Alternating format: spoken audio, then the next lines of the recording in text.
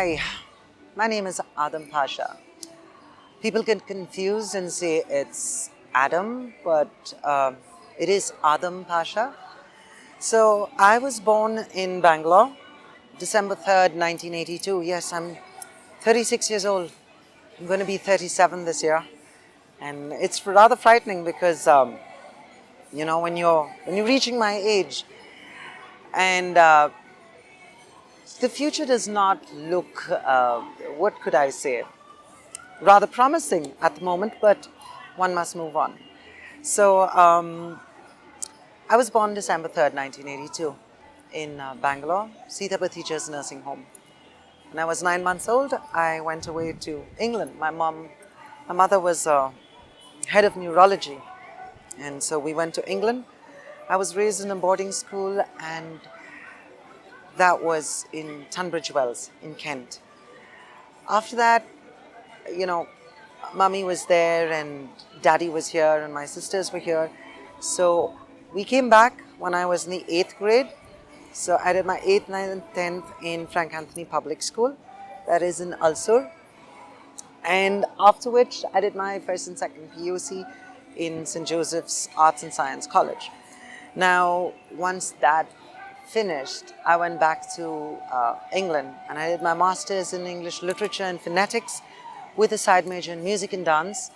So I started dancing at the age of 4. So I've done ballet, I've done gymnastics, I've done Latin ballroom. I've gone on to, now I still do dance. So that was, dancing is a part of me, I can never let it go. So my school was rather snobbish. It was a rather snobbish and elitist school.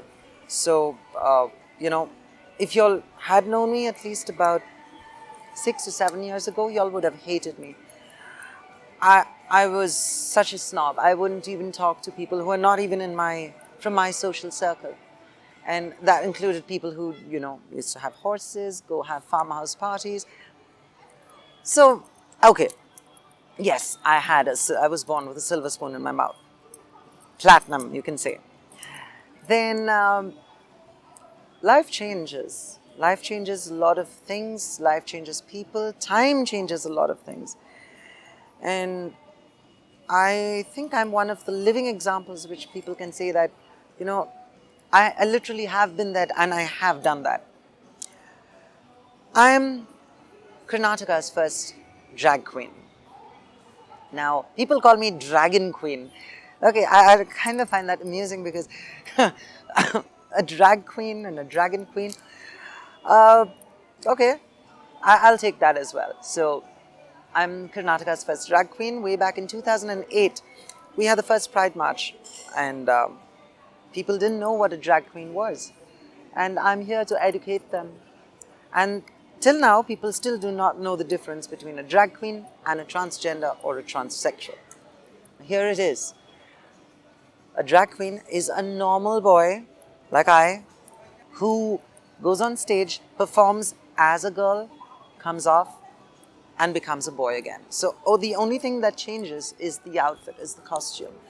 So, I figured that, I can do these things because I can wear ladies' outfits because, for one, yes, I can carry it off. Two, and I'm comfortable. I'm comfortable in anything, be it boys' clothes or girls' clothes. I'm comfy. So I'm still the same old person. As a human being, I will not change. I change only the outward appearance. So I went to Bangkok in 2007, actually. And it was here where I literally studied the art of a drag. I've studied the art in drag. So there is a school there. We went there and in this drag school, it's a 3-month course. So you learn hair and makeup, you learn costuming, you learn how to stitch, you learn how to, perform. It's almost like an acting school. So drag queens are nothing but actors on stage. So we are just people who come on stage, we play a role, and after that, once the role is over, we finish and then we go back. And then we become normal people. We don't take that persona, we don't take that avatar off with us. But certain nowadays, the newfangled, the new drag queens, they get influenced by RuPaul's Drag Race, and they think it's all right to be all bitchy and nice on stage, and they bring that same character off stage. That's not what a drag queen is. A drag queen is an entertainer. We are stand-up comedians. We like to entertain. Okay, so not all of us are like that. So I in Bangalore, I was the first drag queen, yes. Then when I left and I went back to Thailand, I had started getting modeling offers because I won I won this pageant. It was called Indian Super Queen. Then I went abroad. I represented India and I won International Super Queen, which is held in Thailand. And after that, I started getting modeling offers and, just being a celebrity out there. I enjoyed it. And my family didn't take very well to it because my father, he was rather, from the old school. So he wanted a son and, who could play football and who could do everything what a normal guy does. He didn't realize that this also is normal to me. Acting is normal. You can act.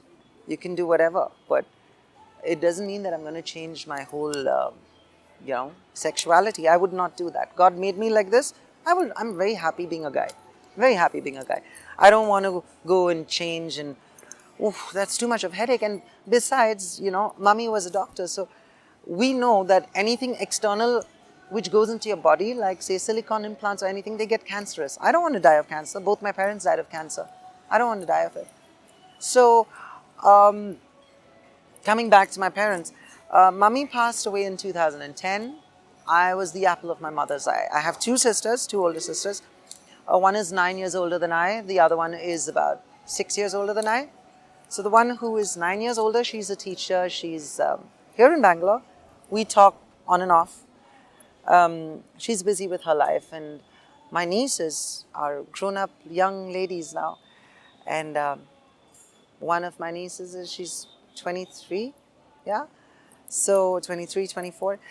And I have two nieces from my first sister and two nephews from my second sister. My second sister was the one now here's a little personal side to me, but so be it, let me say it. So, I love both my sisters. I do. And one, I could use the word betrayed.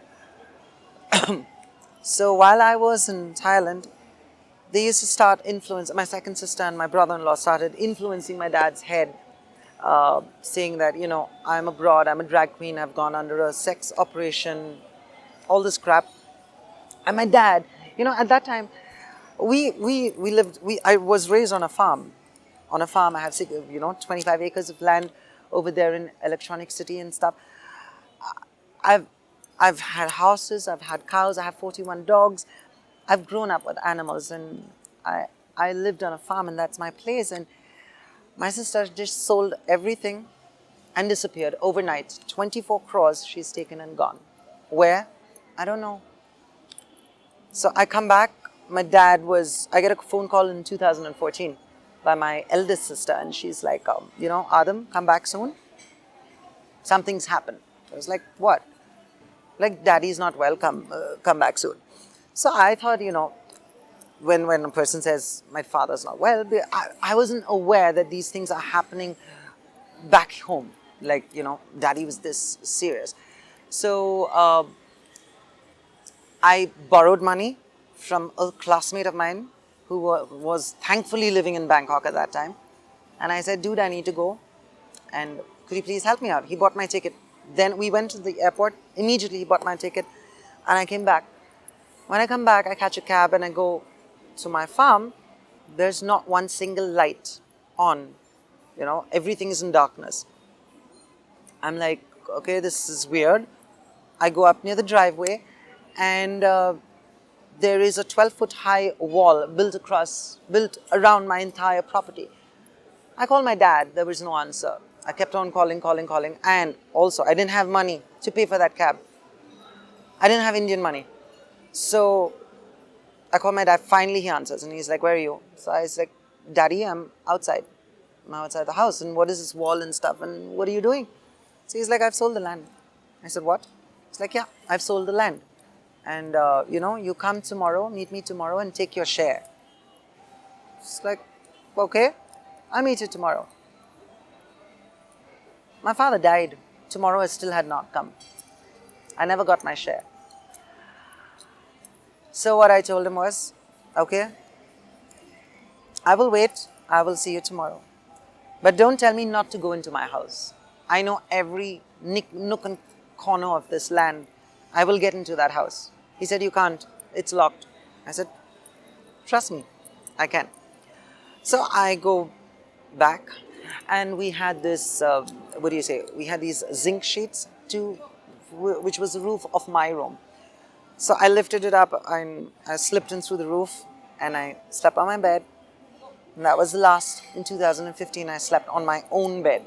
Well, in the morning, around 7 o'clock in the morning, I hear knocking on the door. I expected it to be my father, but it wasn't. It was my brother-in-law, second sister's husband. So then he's like, your father's calling you. I said, I know. He wants you to go to Pondicherry and pick him up. I said, what? He wants you to go to Pondicherry and pick him up. I said, okay, let me talk to my dad. He calls my father and he gives him the phone. And my father, there's something, when you're a child and you know your parent so well, there are these certain little things which your parents say or do, which if they do it, there's something off. There's something not right. And my dad was like, oh, can you please come and pick me up from Pondicherry? My dad never uses the word please, ever in his life. I should have known there was something wrong. I was too stupid not to see it. I said, okay, all right, Daddy, I'm coming. Where's the car? Give me the car keys, I'll go. So we had about 7 cars at that time. Okay, even the cars have gone. At least they could have left one tire. Even the cars have gone. So, no, you don't take any car, come by bus. That was the first time ever my dad ever told me to come by a bus. So I said, all right, I don't have money. I didn't even pay the cab the previous night. That cab man, till date, I have his number, but unfortunately now his number is off. But I got to him, I paid him off. But, and I thank that cab man because if it wasn't for him that night, I don't know what I would have done. I caught a bus and I took 3,000 rupees from my brother-in-law. I went to Pondicherry, traveling. I caught 4 different buses. I finally landed. And when I landed there, I told my dad, I'm here.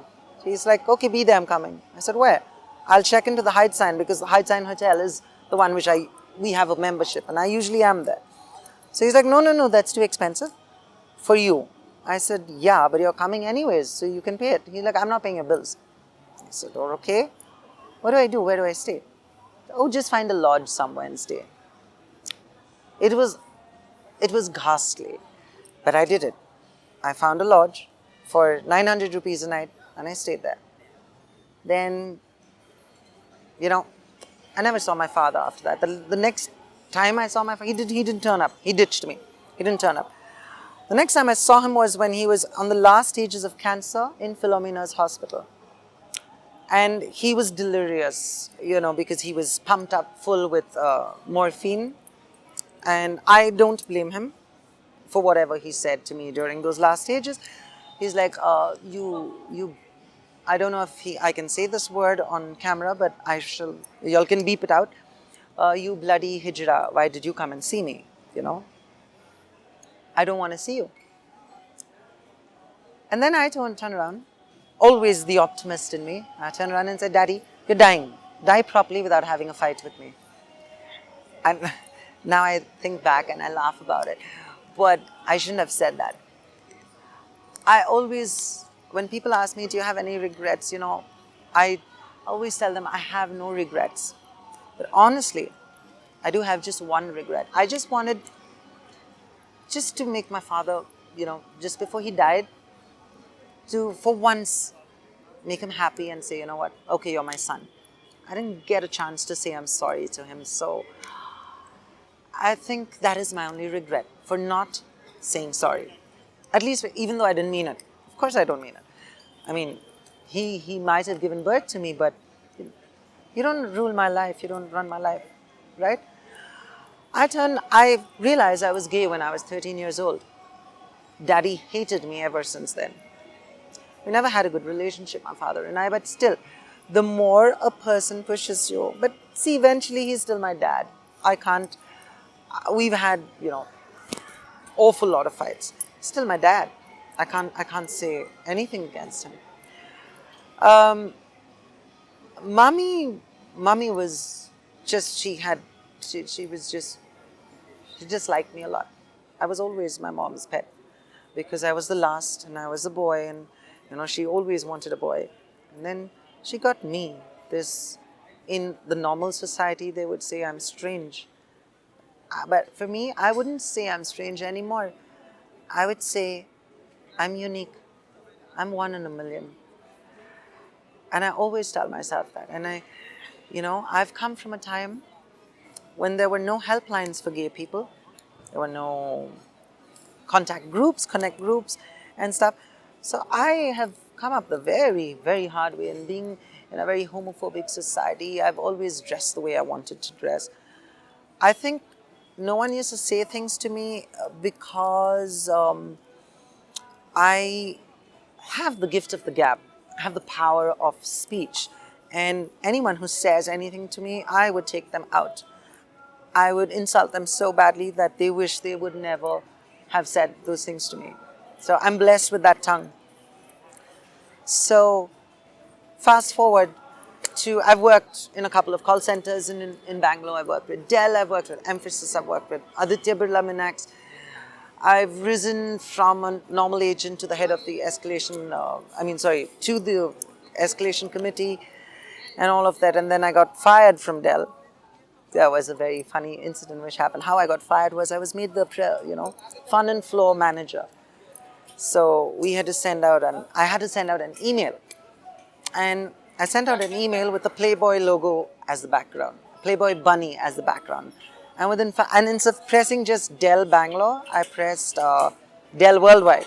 And it went from everyone, that mail went from Michael Dell to the Chaprasi, and everyone got that mail. Within half an hour, I was thrown out of Dell. So that was my career. Then I moved on to Emphasis. Emphasis was fun because I got in there as a communication trainer, and so was Aditya Birla Minax. You meet a lot of people. You meet a lot of people on the way. A few stick by, a few.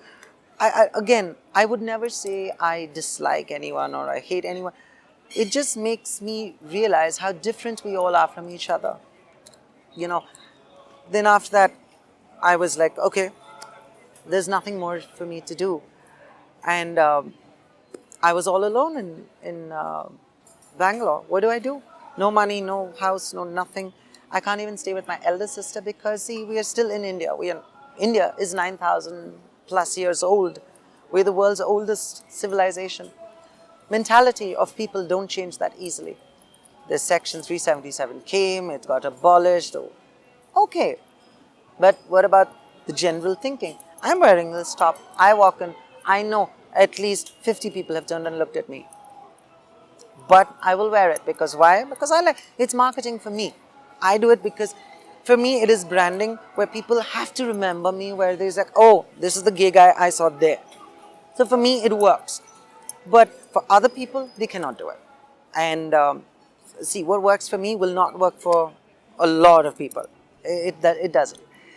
So moving on, fast forward my life. I went from friend to friend to friend to friend's house. And, I realized you can't be a baggage on anyone. And I had to do something about it. I started working as a promoter in the clubs. And then finally, the only one person in the entire Bangalore who did help me was Mr. John Anthony, who is the founder and is the owner of Latino Rhythms Dance Academy, which is right opposite Jyoti Nivas College. If it wasn't for Father John Anthony, we call him Father John. Okay, if it wasn't for Father John, I don't know. I wouldn't say I would have committed suicide, because suicide is only for losers. I wouldn't ever do such a thing to myself. I don't know what would have happened. And I do not want to think of what would have happened. But that man was lucky for me. So dancing was what I was good at. So I was there, I was in the team, I was in the studio, I was handling his marketing, his sales. And he hosts IIDC, India International Dance Congress, which is Asia's largest dance congress. It just got over. So I still dance and I still go for all his socials. And he still welcomes me back, though I'm not working with him directly, but I help promote his parties and I do all of that. So he helped me. And during that time, I was walking, that time where was I? I was walking on Cunningham Road. Now this is the interesting bit.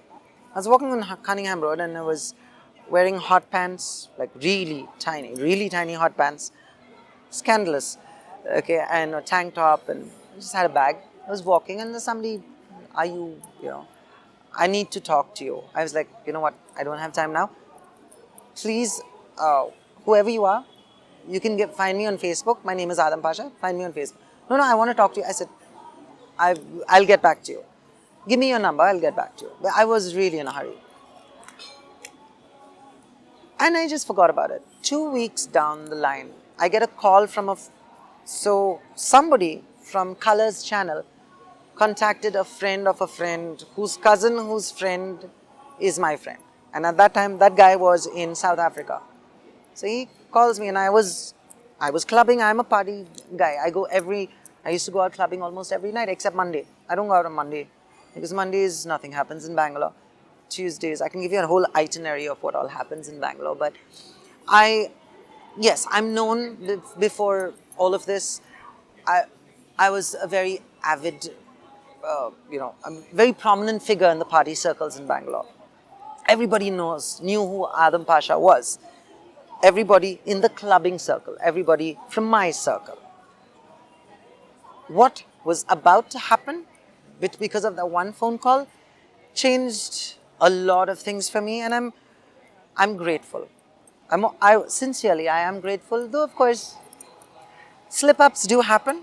We are not perfect, but I'm grateful. So that call turned out to be an entry ticket for me to get into Bigg Boss Kannada. So I entered, and actually I didn't want to enter because I didn't know what Bigg Boss was. I really, honestly, I didn't know because I don't watch those shows. I didn't know, and they said, just sit there and tell us something about yourself. So I sat, and I said it in Kannada, and my Kannada is really awful. My grammar is everywhere except where it should be. My grammar is all over the place. And surprisingly, they said, okay, you have 10 days to brush up your Kannada, but just do it, try and speak properly, and, I hope you can make it in. So I said, okay, let's see. Even this is something new. I tried it. And I went and I survived for 1 month in that house. I mean, the first thing was I was a culture shock to the inmates because I walked in as a drag queen and there's nobody who had seen a drag queen over there. And they were a shock to me because I have never seen people like them. So we both were shocked. And there were various types of people. And the minute I set foot in that house, I saw this huge, large mammal over there. And that mammal was walking around near a bucket. And that mammal became my friend. His name, best friend in the house, and his name is Andy. So Andy and I, we became very, very, really good friends. And we still remain, we still are friends. I mean, we video call each other and stuff. I was the only goldfish inside that house who didn't know how to play a game. Everyone else knew. I didn't. I was just me, how I am now. Like, you ask me a question, I'll give you an answer. Like, for example, someone says, how am I looking in this outfit? If a girl comes and asks me, how am I looking in this outfit? I'll say fat, or I'll say ugly, because if they are fat and if they are ugly, I will tell them straight on your face. I'm not the one to sugarcoat it. That's how I am. I just call a spade a spade. So I was the one who could control certain people in that house. And it was fun while it lasted. And I'm eternally grateful to Colors Channel, eternally grateful to the people who recognize me, like Param sir and Shilpa and all the others. And after that, I got put onto another show after I got eliminated. I got put onto another show called, what was that? Maja Talkies, with Srujan Lokesh. That was a fun episode which I did. And after that, I went on to another dance show, which is a dance reality show called Takadimita. And this is where everything stops. I mean, no, it was fun. It was really fun. Uh, it was, I became, people have termed me as the Rakhi Sawant of the Kannada industry because of what happened. But I don't care because I stood up for what is right. Because the host said something derogatory about people who are, differently oriented, differently sexually oriented. He said something derogatory on stage. Okay, they didn't air it, but you call me there as a celebrity, so-called celebrity, treat me like one, right? You don't insult me in front of 300 people across the set and then tell me, oh, I didn't air it. Okay, you didn't air it, but what tomorrow if a camera guy or a spot guy or anybody comes up to me and says, uses the same thing what he said, then what am I going to say? So I walked out of the show. I'm the only person in the entire India, I can say it, who has ever walked out of a reality show. A celebrity who's walked out of a reality show. Nobody else has done it. Judges have walked out, not contestants. I did it. And after I walking out of the show, I requested the channel to cancel my contract with that particular show. They did so very kindly, paid me up my money, whatever they owed me, and then I am archived and kept in the papal archives. So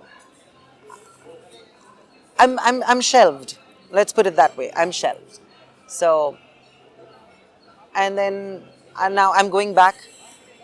I started dancing again, and just this morning, honestly, very honestly, just this morning I was just sitting and thinking. I was like, you know what? I have done so much. I'm a dancer. I have won beauty pageants.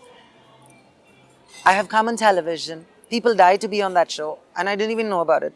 Okay, until now they go on saying, "Oh my God, you're from Bigg Boss." I'm like, okay, so what? I'm still the same person. Okay, yes, I don't have a private life anymore. That day I was in XU in Leela Palace. I walk out and then I have television cameras in my face. It kind of gets annoying at times, and then people ask for selfies. When you don't want to smile, that's one more thing. I can't fake a smile. If I want to smile, I'll smile. If I don't want to smile, I won't smile. And then there's certain things, this is how I am. I just got this idea this morning to start my own, image consulting. I'm going to do image consulting, so I can groom girls how to walk, how to talk, how to pose in front of the camera, how to face, angle, the whole work. And it's going to be a 3-month or 2-month course, and only 5 students in my batch. So that's how exclusive it's going to be. I thought, why not? So I downloaded this app on my phone, and I made myself my own business cards and my own, flyers and posters. Put it on social media. Why not? I can do it. I would not sit and while away time, because an idle mind is a devil's workshop. That's one for starters. 2, I didn't come from a, movie background or a filmy background to say, oh my God, I miss the cameras. No, I don't miss the cameras. You live in Bigg Boss house for 1 week, you have, I think, about 70 cameras looking at you, you'll get sick of it. So I didn't come from that background. I'm a stage dancer. I perform on stage. I love the audience. Yes, I do love audiences, but I like live audiences. I don't know how they project you out in Bigg Boss, but when I did come out, I saw all of that. Wow, they project you in ways they want to project you. So, yeah, so that's it. So right now, that's how I am and where I am, and I'm going to start this image consulting thing. Hopefully it kicks off, so let's see. So, that's my life so far. Thank you.